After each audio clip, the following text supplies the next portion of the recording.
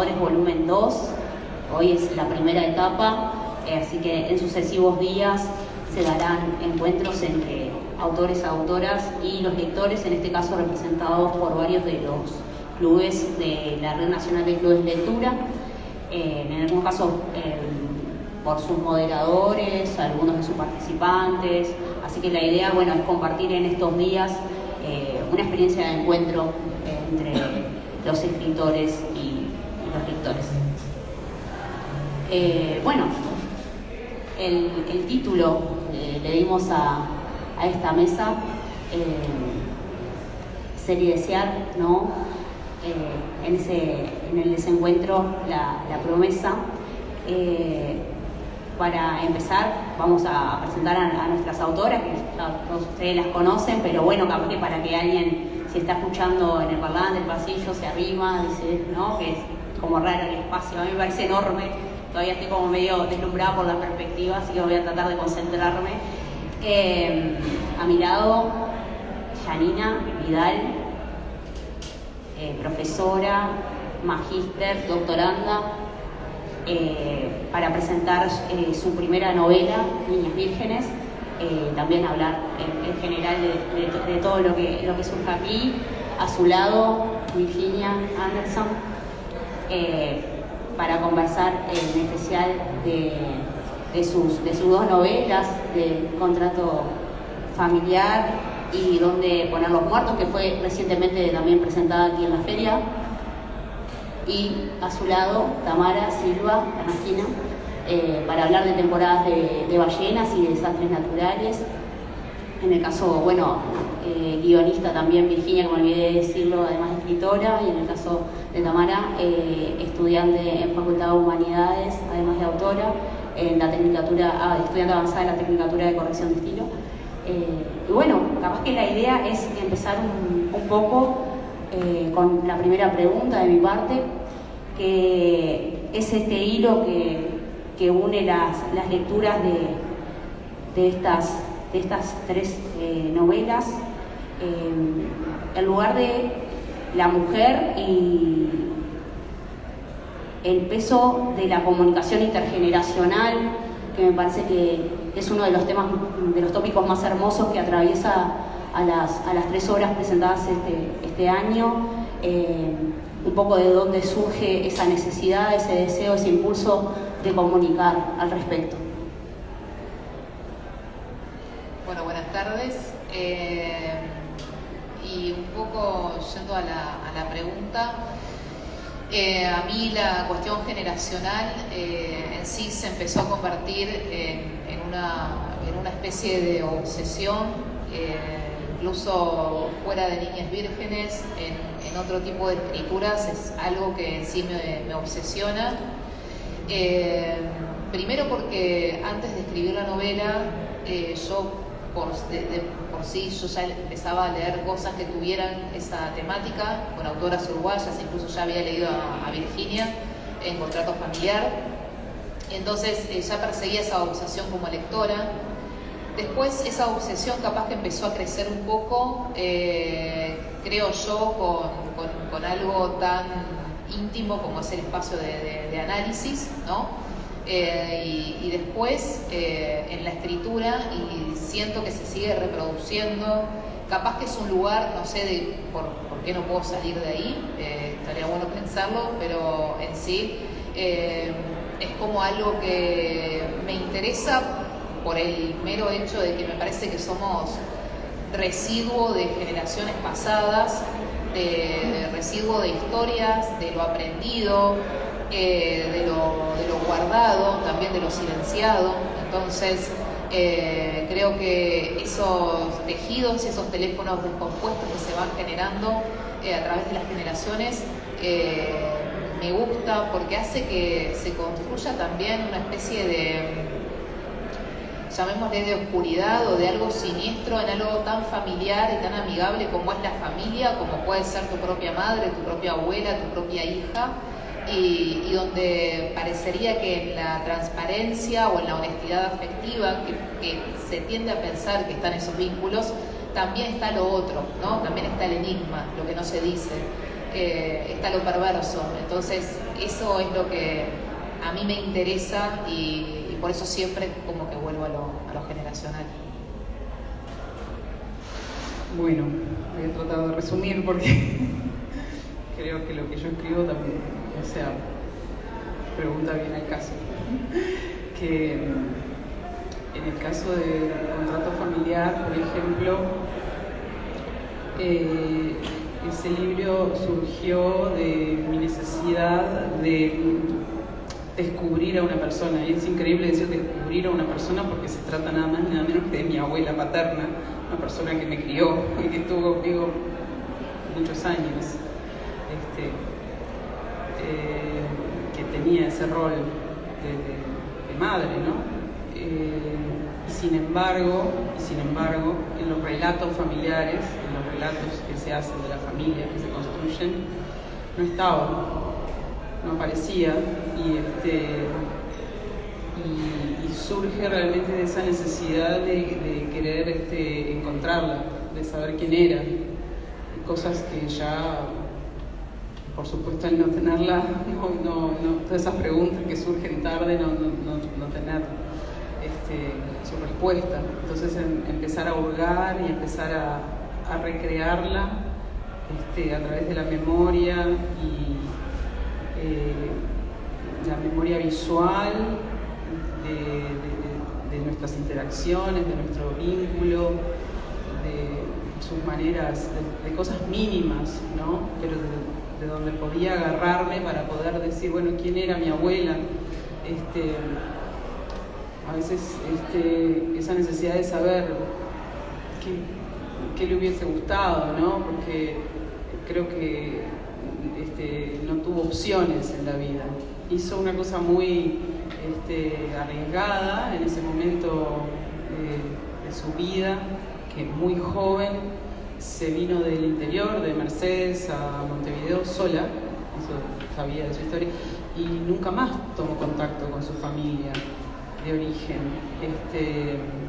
por miles de cosas, como decía Yanina, que quedan ocultas, que no se cuentan porque dan vergüenza, sencillamente, porque no es lo que se espera. Entonces, eso me parece como que fue una gran odisea, teniendo en cuenta el contexto de ser una mujer tan joven. Y bueno, y hizo lo que, digamos, se esperaba de ella, ¿no? Encontrar un hombre, proveedor, con el que tuvo un hijo. Y bueno, y ahí, aquí estamos hoy. Pero bueno, toda esa historia de la que nunca supe nada, y que bueno, nunca sabré de la ciencia cierta, intenté eso, ¿no? Buscarla ahí, en todas esas memorias, esos pequeños cuentos, esas pequeñas ventanas que abría y que me podían decir algo de quién era ella, ¿no? Pero bueno, en ese caso. Después, en Dónde poner los muertos, bueno, viene de esa necesidad de no dejar ir a una persona tan querida y tan amada y tan fundamental en la vida como fue mi madre. Y en principio con un gran enojo con la vida, porque bueno, es injusta la vida y bueno, y no encontrar consuelo en eso de decir, bueno, la vida es así, hoy estamos, mañana no, y no querer aceptar eso y decir, bueno, empezar a hurgar también en traerla a la vida y en intentar reconstruir de alguna manera todo aquello que nos llevó a ese presente, ¿no? También otra vida, otro contexto, muchas durezas, no elecciones conscientes y bueno, tratar de eso, ¿no? De como sacar a flote a esa gran mujer y a todas las mujeres que la llevaron a ser quien ella era también, ¿no? En eso venía, de ahí venía. Bueno, ¿qué puedo agregar yo? En Temporadas Ballenas me parece que la narradora es un poco un rejunte de las voces de la abuela, de la bisabuela, de madre. Y mucho de lo que dice y de lo que piensa está vinculado con lo que recuerda, y lo que recuerda son esas voces hablando sobre los temas que le interesan en el presente, que es una ballena, que es el río, que es el agua. Entonces, claro, nunca lo había pensado como una novela que tenga que ver con las generaciones, pero están ahí todo el tiempo. Y creo que tiene que ver con eso, con que la narradora está todo el tiempo haciendo un ejercicio de recordar cosas, y esos recuerdos llegan siempre a esas mujeres, porque a pesar de que, no sé, el abuelo tiene como un protagonismo especial, nunca habla, o sea, habla poco. Entonces las palabras las tienen estas mujeres de la familia y andan ahí en la vuelta siempre, sí.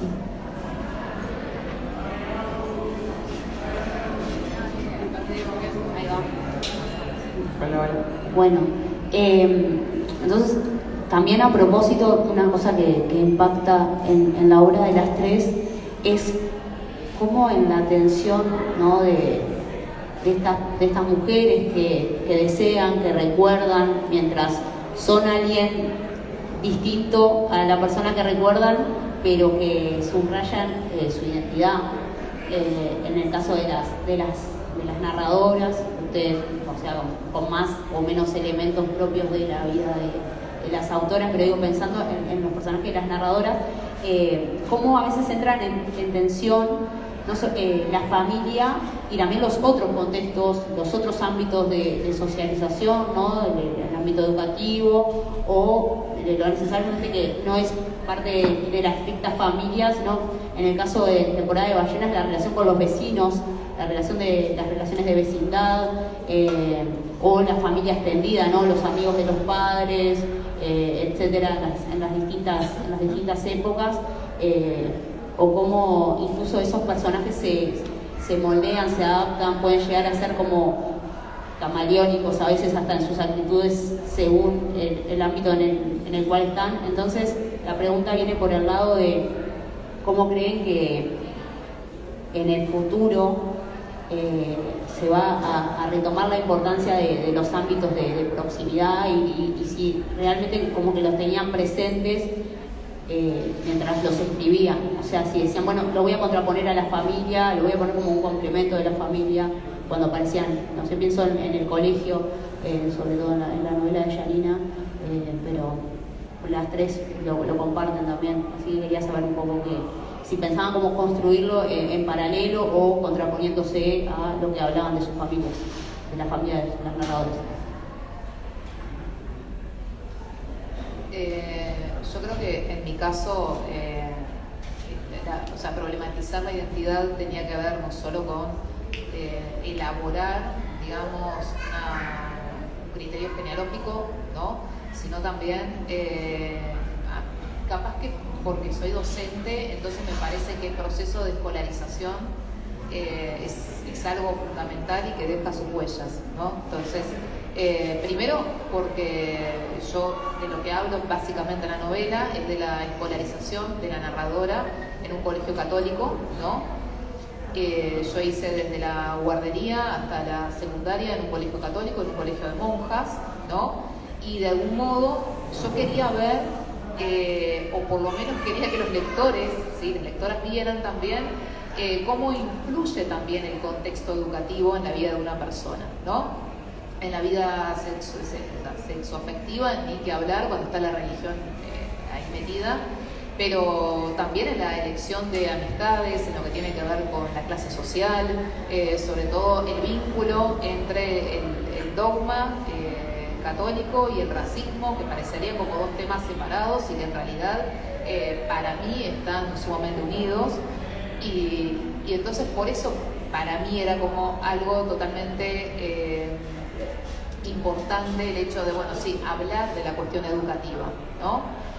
Y sobre todo porque no solo se impregna el tema del saber o la cuestión disciplinaria que tiene cualquier institución, sino que, bueno, qué cosas del dogma cristiano están allí en la conducta del sujeto, ¿no? Y cuestiones como, bueno, la culpa, el castigo, el perdón, la misericordia, todos esos temas que de algún modo, bueno, a vos te los instalan siendo tan chiquitita y cómo eso después va a influir básicamente en todas tus decisiones, ¿no? Y poder romper con eso lleva un montón de tiempo y un montón de ejercicio analítico, afectivo, el que ustedes quieran, ¿no?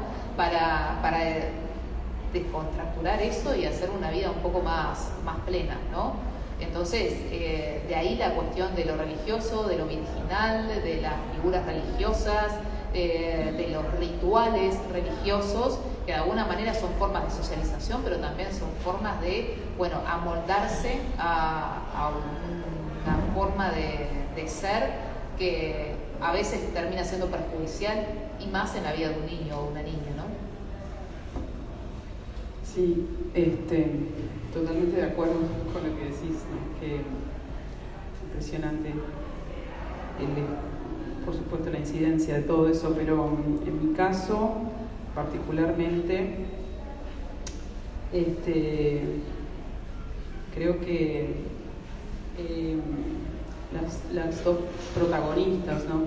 Yo que sé, capaz que en uno de los libros está más claro que hay una protagonista, en el otro, si bien sí es el personaje de mi madre, hay como más mujeres tal vez, y creo que sí, todas ellas en una etapa de su vida, creo yo, ese afuera o esa mirada exterior o ese moldeo que hace la sociedad, ¿no? Hace todo ese tapujo del que hablábamos antes, ¿no? De lo que está bien o de lo que está bien visto, de lo que hay que ser. Estaba pensando, disculpame, en las generaciones de las abuelas, ¿no? Esas mujeres como que se mostraban fuertes en el mercado laboral, o el tema de la tía que era fotógrafa, claro, con bastantes elementos autodidactas, claro, como la institución trabajo, por ponerlo de una manera, es un protagonista fuerte es un elemento fuerte en la caracterización de esas mujeres, y forma parte como de la educación que ellas salieron a buscar, incluso a contrapelo de lo que se esperaba, ¿no? Como de mujeres que gestionaban la figura fuerte de la abuela materna yendo a los negocios. Claro, es como extraño, ¿no? Hay como ciertas contradicciones, porque si bien hay mujeres fuertes, esas mujeres fuertes no llevaron necesariamente a veces a que las mujeres buscaran en primera instancia otro camino, sino ir como los caminos establecidos, ¿no? Que es, bueno, yo me voy de mi casa, pero para irme a mi casa bien, con mi madre, me tengo que casar, porque es la manera de que mi madre no me arma una pataleta y no la anden señalando, y eso también viene porque a su vez esa mujer, evidentemente, esa madre fue muy marcada por alguna de estas visiones, ¿no? De la sociedad, de como, bueno, no puedes tener un hijo si no estás casada, no podés, hay cosas con las que hay que cumplir, ¿no? Y la sociedad se organiza de esta manera, ¿no? Yo creo que yo soy producto de eso, todos acá, ¿no? O sea, de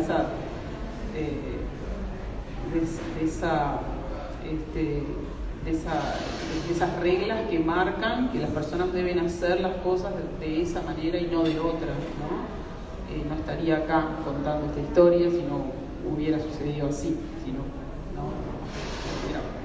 la sociedad hubiese marcado ese camino en concreto, ¿no? Y para las mujeres aún más, creo yo, ¿no? Más estricto aún.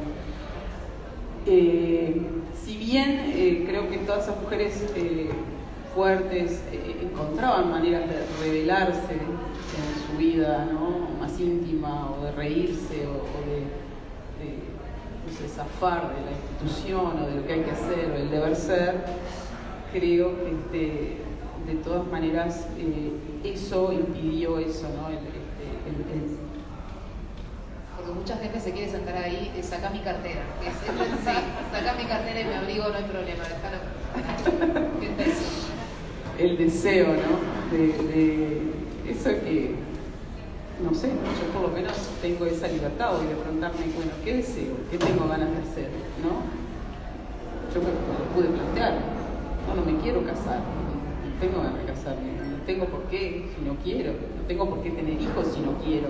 no tengo por qué fingir lo que no soy, puedo, ¿no? Y eso que parece tan sencillo me parece que viene de tener esa mirada hacia atrás, ¿no? Consciente, de decir, bueno, no, hay cosas que no se sostienen, me parece, un poco menos. Lo dice literalmente uno de los personajes, la libertad más grande es la de poder hacer lo que quieras y que nadie me diga nada, ¿no?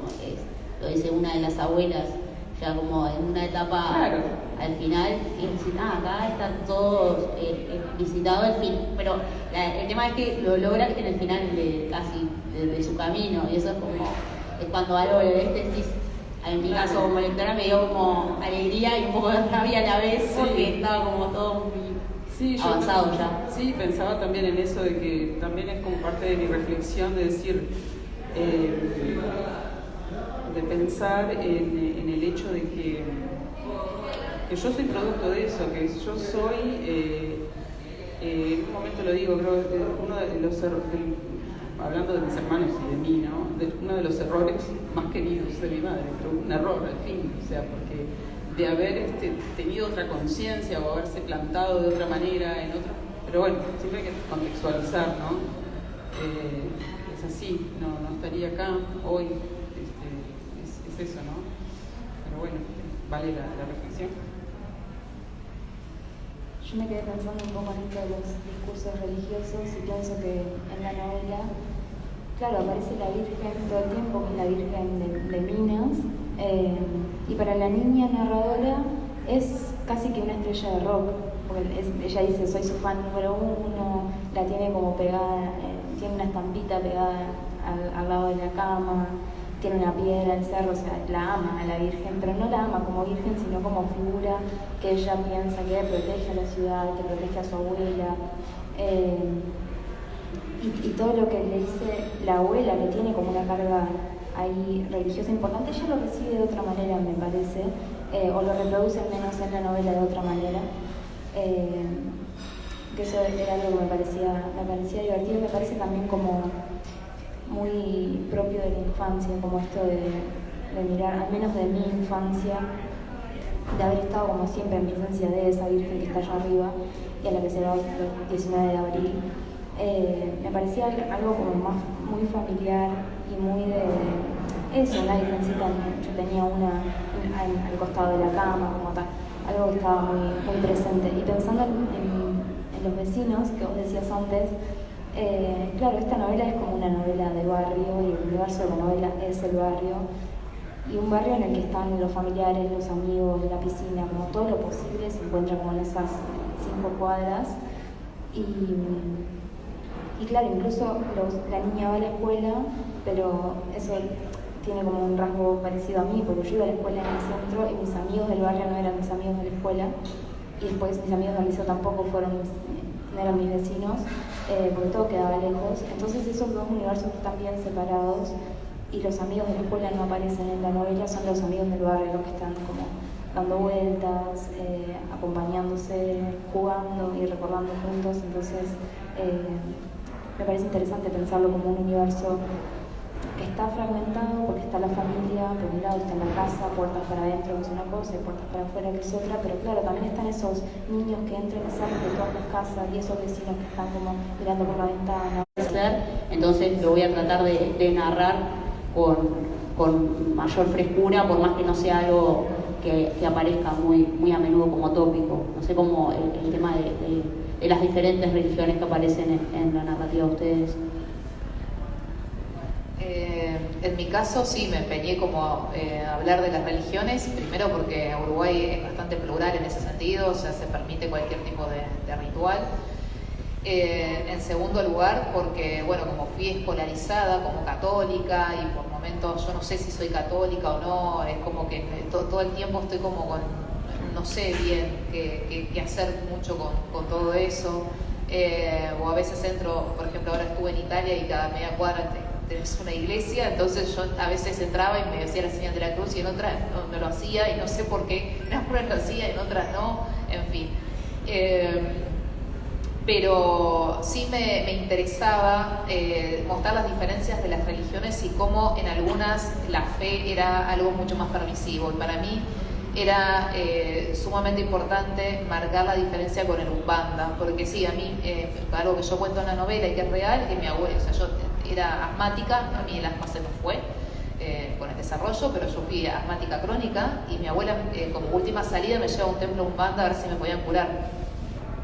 Y yo, una cosa que noté ahí era que era la alegría, era el baile, era la risa, era el festejo, eran las mujeres producidas para un ritual con unos vestidos hermosos y la aceptación a otras identidades sexuales. Porque algo que yo digo en la novela es, bueno, no sé si esa fue la primera vez, porque tampoco es un libro de memorias, es una novela, tiene una gran carga de ficción, pero yo veía transexuales, ¿no? Y yo en una misa católica no veo transexuales, ¿no? Nunca lo vi, y capaz que en otras religiones tampoco lo vi, pero ahí sí lo vi. Entonces para mí era importante marcar esa diferencia de cómo lo que otras religiones desprecian o dejan a un lado, otros las abrazan, ¿no? Y que incluso puede ser hasta el mismo Dios, compartir algunos santos, compartir fechas de rituales, pero sin embargo hay religiones que te van a aceptar como seas, no importa, no le va a importar qué tengas entre las piernas, ni cómo te vistas, ni con qué te identifiques. La fe no le pertenece a nadie, ¿no? Nadie es dueño de ninguna fe. Entonces, si vos querés tener fe en algo, bueno, bienvenido sea, en algún lugar lo vas a encontrar.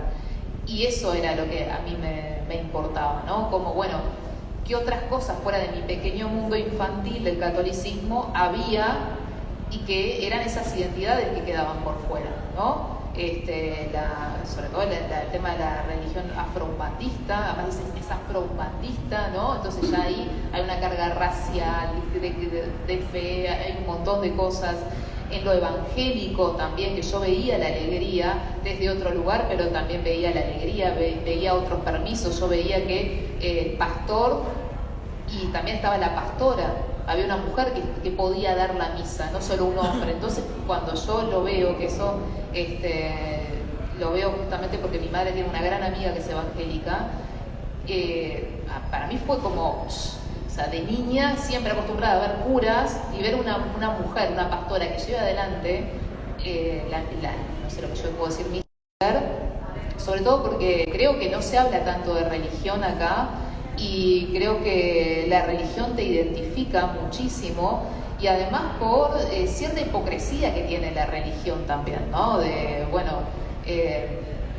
pensar que yendo a una misa se te van a ir todos los males o a partir de un perdón vas a ser otra persona, o como los 2 de febrero está lleno de gente en la playa Ramírez y después nadie cree en nada cuando preguntás. Entonces me gustaba como develar, ¿no? Esa cosa de nadie cree en nada, somos súper laicos, no nos importa la fe, pero bueno, pero porque hay una playa que se llena de gente, no puedes estacionar en ningún lado porque es una locura. Y bueno, y eso está diciendo algo de la cultura que no se dice o que no se quiere decir. Sí, o que como en el caso de la nena, no sé, a mí, al menos leyendo, era como que era una especie de secreto o un pacto o una actividad, algo especial que hizo con la abuela, que la llevara ahí por el tema también de la tensión entre lo que la mamá capaz que quería para la nena, ¿no? Representado por la educación católica y todo eso, o me parece a mí que hay como una cierta tensión entre los dos puntos, por decirlo de una manera, cuando la lleva al rito, ¿no? Porque me parece como que la nena toda entusiasmada, como que quiere seguir, y la abuela como que le da a entender que fue ese día nomás que iban a ir y ya, como una especie de ocultamiento o sea, del disfrute del momento de la experiencia, pero después, como lo que vos decís, al otro día, como que preguntás a la gente y no. Pero sí, es muy significativo. No, que cuando estuve en la terna de Bartolomé Hidalgo, yo subí un video muy cortito a mis redes leyendo una partecita que tiene que ver justamente con ese ritual, y a mí lo que me llamaba la atención era justamente esa especie de sexualización que tiene Iemanjá, ¿no? Que se la puede ver como algo negativo, pero para mí era la belleza pura, es decir, porque en contraste a las vírgenes que yo veía, estaban todas con mantos, todas blancas, todas sufrientes, todas, ¿no? Apagadas, todas tapadas, y esa mujer exuberante con un escote enorme, con el pelo negro. Yo nunca había visto una virgen de pelo negro, entonces para mí era una locura también. La hipersexualización, sus ofrendas, que eran ofrendas que no tenían que ver estrictamente con las flores o con las velas, sino que había plata, había alcohol, había comida, perfumes, es decir, había otra carga. También fue como, bueno, hay otra forma de ser virgen, ¿no? Que no tiene que ver justamente con lo que yo estaba acostumbrada a ver, ¿no? Y obviamente es una imagen provocadora y que le llama poderosamente la atención de que, bueno, que haya como una especie de imagen alternativa a lo que podemos pensar como lo virginal, ¿no? Sí, en mi caso, la religión en mi casa estaba vedada, o sea, por mi padre, que marcaba la regla. Es una gran contradicción que me parece que tiene mi padre de origen judío bautizado en la religión. Decía, la religión es el opio de los pueblos, punto. Acá no se habla de Dios, Dios no existe, o sea, y no se discutía, no había posibilidad de decir, bueno, pero ¿qué es Dios? ¿Qué es Dios para vos? No había esa posibilidad porque así se manejaba en mi casa. Pero uno, por suerte, sale al mundo exterior y se cruza con otras personas. Entonces tenía mi mejor amiga 2 cuadras de mi casa, que eran súper católicos. Ellas iban a un colegio religioso y ahí lo primero que me quedó claro, y lo primero que supe acerca del catolicismo era la culpa. La culpa antes que nada. O sea, yo comía en la casa de mi amiga, me acuerdo, nos sentábamos a desayunar en la casa o a merendar y tenían la foto de Jesucristo y todo sangrante en la cruz. Yo lo miraba y realmente comía y no sabía qué sentir, ¿viste? Porque claro, ya te digo, tenía cero idea de nada, porque ya te digo, en mi casa no se hablaba hasta por ahí, porque del mito judío sabíamos muchas cosas. Mi padre nos hacía los cuentos de Moisés y el pueblo elegido, y sabíamos que éramos judíos, pero no practicábamos nada, y que él sabíamos de dónde venía, o sea, pero hasta ahí, ¿no? Entonces, un día hablando del Señor que sangraba ahí, que nos miraba y dice, ¿vos sabés quién es? Es Jesús, él dio la vida por nosotros, ¿no? O sea, nosotros los pecadores le debemos mucho a este Señor, ¿no? Y quedé con una sensación de culpa. Eso fue lo primero que me vino a la cabeza. Por nosotros, se murió por nosotros. Y una frase que después enteré que se repetía, ¿no? Porque por esa amiga, yo justamente, ¿qué se me ocurrió? Ir al colegio que iba esa amiga. Cuando pasé al liceo, me fui a un colegio de monjas. Yo que era en ese momento, porque hoy los colegios católicos son otra cosa, están más abiertos, porque si no se quedan sin clientes, esa es la verdad. O sea, hay que abrir la mente, es un negocio, ¿no? Y está la religión por detrás, pero digo, si no sos bautizado, pero yo no era bautizada, no había tomado la comunión, no sabía recitar el Padre Nuestro, era un hereje total, o sea, y así se me miraba, ¿no? Con esa mirada, por la Madre Superiora, o sea, sus ojos quedaron clavadísimos en mí. Había que confesarse antes de ir a los campamentos y un montón de rituales de los que no podías aprender. No es que, bueno, vení, te integramos, y no, o sea, que yo llegaba y cuando rezábamos el Padre Nuestro antes de entrar hacía como que decía algo, porque si pasaba una hermana y te miraba y afuera, o sea, no había una mirada más abarcadora, y era una hermana bienvenida y una hija de Dios, ¿no? No era la oveja descarriada, era como, estaba descarriada nada más. Pero bueno, pasando todo esto,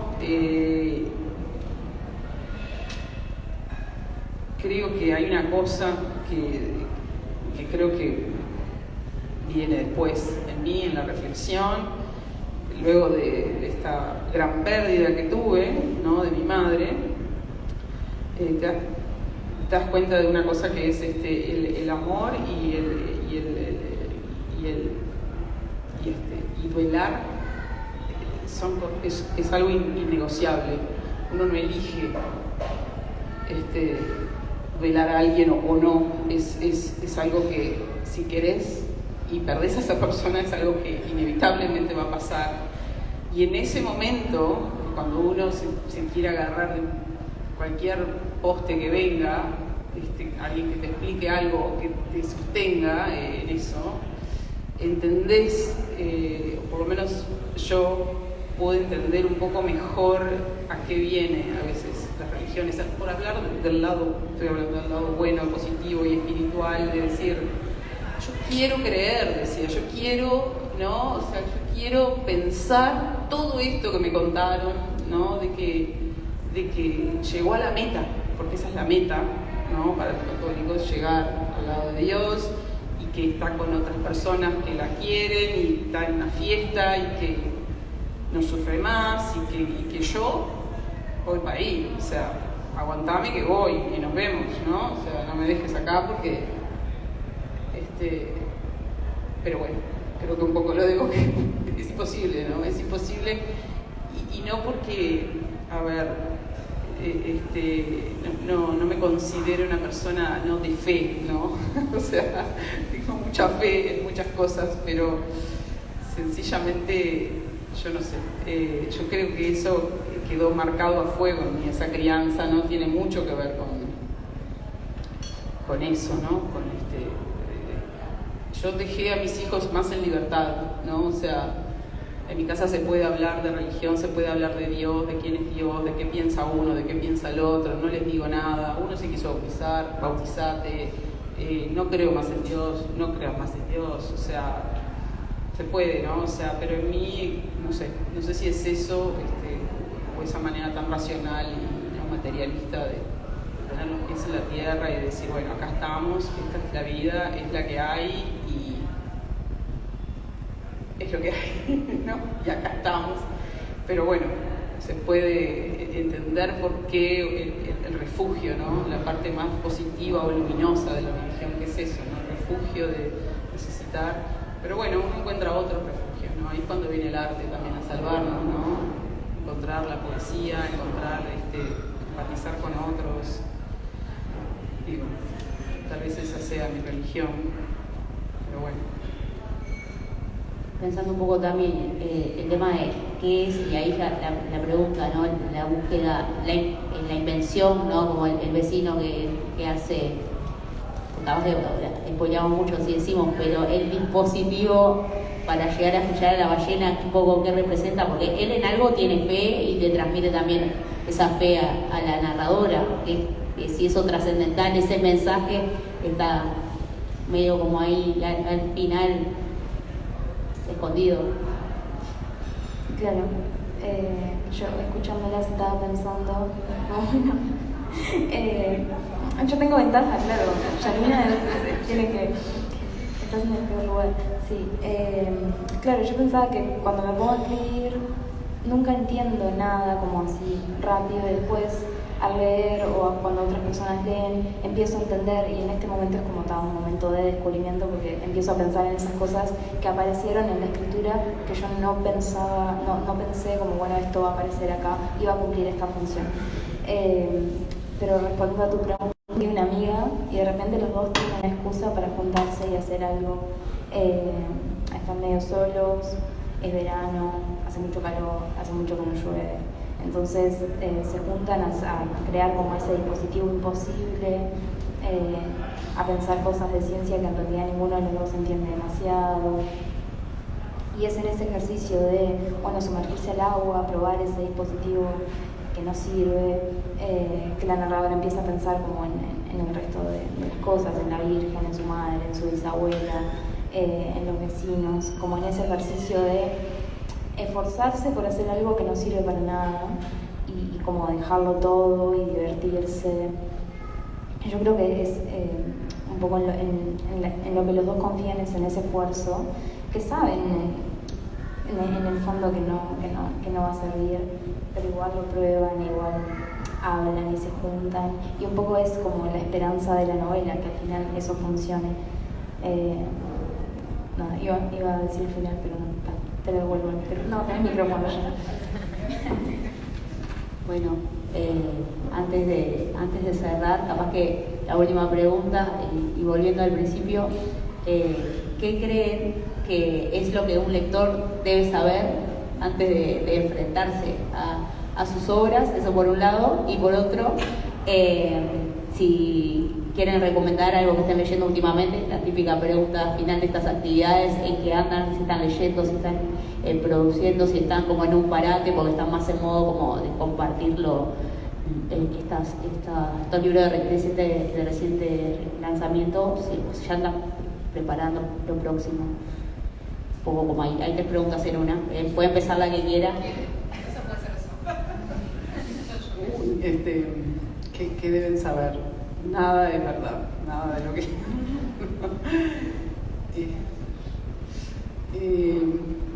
no sé, realmente soy una pésima vendedora, yo creo, de mis libros. Muchas personas, me parece que lo hermoso de publicar y ¿no? de compartir lo que uno hace, que se hace en tanta soledad durante tanto tiempo, ¿no? Que a veces uno está como perdido y bueno, no se sabe por qué continúa, porque en mi caso yo no vivo de la literatura, acá tampoco, no sé, en Uruguay, quién vive, lo hago por amor al arte, es algo que me nace hacer porque es una necesidad, porque siempre se me dio, es mi mejor forma de pensar, de pensar de esto, ¿no? Conmigo misma, de encontrar un refugio, encontrar las formas de manejar los destinos, quién sabe, ¿no? O sea, de predecir, de hacerme como un colchoncito, como digo yo, ¿no? A veces ante la vida o ante las cosas eventuales que puedan surgir. No sé, siempre lo tuve como muy presente la escritura para eso.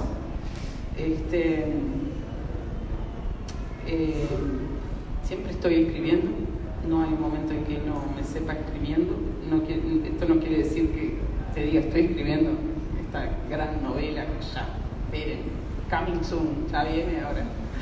Voy a, no es eso, pero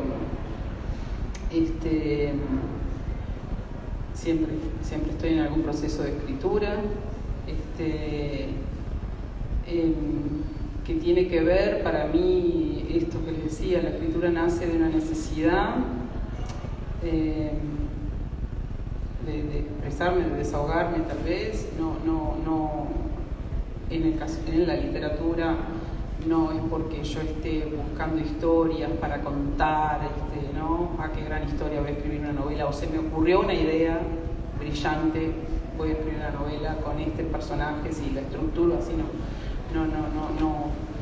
eso no me motiva, honestamente, a escribir, me motiva a escribir más, no sé, puede ser que arranca con un sentimiento, con una imagen, cosas que no se sabe por qué, esta forma caprichosa que cada uno tiene, me surge plasmar y de ahí continúo. No me planteo un derrotero ni hacia dónde vamos. Honestamente me dejo llevar por las palabras y por los sentimientos. Y bueno, por estos motivos que les conté que me llevaron a estos libros y bueno, algunos cuentos que tengo por ahí. Entonces, nada, en ese sentido es un libro que les puedo decir muy honesto, ¿no? A veces me han preguntado muchos si es verdad, ¿no? Que es una pregunta, todo esto porque, claro, hay muchas excentricidades, tal vez personajes de mi familia que claro, cuando uno los plasma y después los lee, ¿no? Y otras personas leen, te das cuenta, ¿no? De que, o hechos, que, ¿no? La primera persona que se lo di a leer me dijo, che, pero esta novela tiene todo, tiene balaceras, tiene muertos, tiene locura, tiene tipo, parece una, ¿no? Podría ser una película de, sí, es verdad, ¿no? Y lo que digo es que sí, es honesto, son cosas que pasaron en mi familia, en mi vida, y bueno, las dejo ahí para empatizar, porque después uno también lo bueno que tiene publicar y compartir estas historias es que la gente se te acerca y dice, che, vos sabés que mi abuelo se colgaba de un pino todas las noches y decís, pasan las mejores familias o miles de estas y otras historias más, ¿no? Y que volvemos a empezar en esto que como arrancó esta charla, que me parece que está bueno, como ¿no? sacar a la luz y decir, es humano, o sea, nada más que humano, pasa en todas las familias y no sé, tal vez uno se siente un poco menos sola. Nada, eso es lo bueno que tiene la literatura, ¿no? Te permite también entender desde otros lugares a las personas, sus procesos, que no hay buenos y hay malos, que hay un gradiente ahí de las personas que hacen sencillamente lo que pueden en sus contextos, ¿no? Bueno, eso.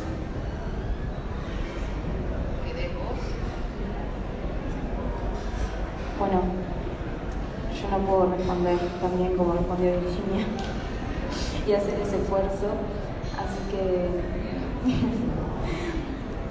no, pensando en esta pregunta que le agradezco, pero es horrible lo de tener que describir lo que, bueno, como la mejor forma de acercarse a mi obra, yo creo que es como no sabiendo nada y teniendo ganas de algo, capaz que aplica como para muchas cosas, pero sobre todo para la lectura. Y estoy escribiendo, sí, siempre estoy escribiendo. Me cuesta mucho no estar escribiendo. Vengo como de unos meses ahí como muy conectada con algunos textos que ojalá terminen siendo alguna cosa interesante, ojalá. Lo que respecta a Niñas Vírgenes, siendo breve, es una novela que tiene un poco con mi viaje familiar. Yo tenía una bisabuela indígena de la que no tenemos ningún dato concreto específico, una abuela negra, ¿sí? Y en el medio mi madre, y después vengo yo, y como el filtro de mi madre, por no querer saber absolutamente nada de lo anterior y querer aclarar, ¿bien? Lo familiar, bueno, a mí se me hizo un choclo en la cabeza, mezclado con lo religioso y a su vez con la ficción, y bueno, y ahí salió Niñas Vírgenes, que bueno, que tiene que ver con un poco con lo que yo comentaba acá, de mi acercamiento o mi escolarización en la Iglesia Católica, en la fe católica, y como mi, digamos, deconstrucción también devino en pensar, en ver otras religiones, y en qué medida eso también me iba afectando a mí en mis propias creencias, y de todo tipo, desde las sexoafectivas, que es a lo que yo más le hinco el diente, pero sí en todo. Y en lo que tiene que ver con la escritura, también, o sea, a mí me pasó que yo publiqué anteriormente un ensayo sobre feminismo que está ahí en la vuelta, que es mi tesis de maestría, y entonces nunca me vi escribiendo ficción, nunca lo pensé, y me están pasando cosas que están buenísimas a partir de la escritura de la ficción, como bueno, la nominación a Bartolomé Hidalgo, el Premio Nacional, qué sé yo, como nada, que superó mis expectativas, entonces es como que ahora nada, me largo solita a la ficción, y bueno, estoy como con algunos proyectos, y entre ellos, bueno, hace 2 días volví de una residencia de escritura en Eslovenia, a la que apliqué a comienzos de este año, y me quedo con algo que dijo Virginia hace un ratito, que bueno, de qué modo también la escritura no es una forma de acercarse a la espiritualidad, y para mí fue una experiencia espiritual. A veces cuando hablo de lo espiritual o de lo religioso digo, voy a quedar loca, pero no, espero que no, porque nada, yo estaba en una cabaña en medio de una montaña en Eslovenia, que es un país donde no hay ruido, es un lugar donde no hay bocina, no hay parlantes, no va a venir el vecino con reggaetón, o sea, eso no existe en absoluto. Tenía muy poca internet, entonces era yo sola con mi propia cabeza, tomando apuntes, saliendo a caminar muchísimo, descubriendo un paisaje que no es el paisaje de acá, animales que no son de acá, que se me crucen venados en el medio del camino, cosas que nunca me habían pasado en la vida. Y bueno, creo que fue una experiencia artística, mística a la vez, y bueno, y territorial, sin lugar a dudas, y bueno, estoy con eso. Ahora solo resta agradecerles e invitarlos e invitarlas a las próximas actividades de Cata de Ficcionadores que siguen el día de mañana y el sábado. Y bueno, un aplauso para nuestras autoras. Muchas gracias a todos.